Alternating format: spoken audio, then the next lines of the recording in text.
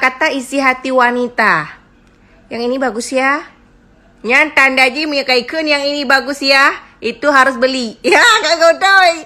Jadi cubu lovers, para cowok-cowok harus mengerti kayak mana isi hati wanita. Sebelum kalian ucapkan, kalian harus bisa baca. Karena wanita itu lain di mulut, lain di hati. Cukup kasih kode satu kata aja. Udahlah keluar isi dompet kalian. Keluar. Makanya hati-hati ya. Lain di mulut dalam. Tebak kata isi hati pria.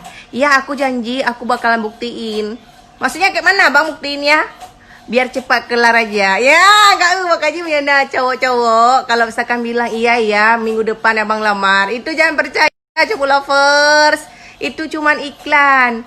Biar cepat selesai omongan sama kita, dia bilang iya ya minggu depan. Karena memang laki-laki ini susah ditebak. Lain di hati, lain di mulut. Itu bedanya. Kalau perempuan lain di mulut, lain di hati. Cara Leon Jino tengah mencewek dengan orang berseragam. Tapi orang tua nggak restu. Untuk apa cari yang berseragam kalau di dalam belang masih banyak yang tampan-tampan? Sebaiknya cari aja yang pasti-pasti, yang penting dananya pasti.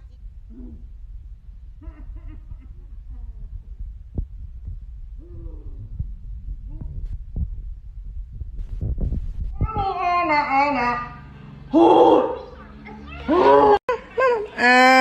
Bismillahirrahmanirrahim. Tekeri peran-peran kali ya, Bu. Nyami. Isya.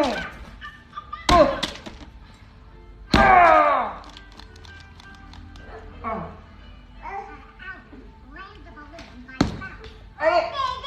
Adik keplu. Adik. Adik keplu. Adik.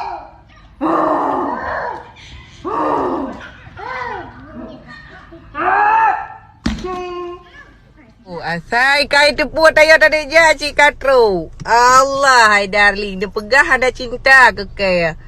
Tapi asai kai Syika kerja agak jarang lika kesusulin. Lama kaji cik bula first kan. Kibang pegak man. Kak Ile apa? Hati kejap ayu kena. Kok paliak tu ko. Selalu ke mana aku selalu ada darling.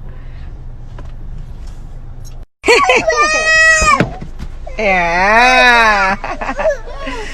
Siap, Bu. Tunggu ai bang. Lagi yang aku. Pajan tempat nongkrong lagi yang dua.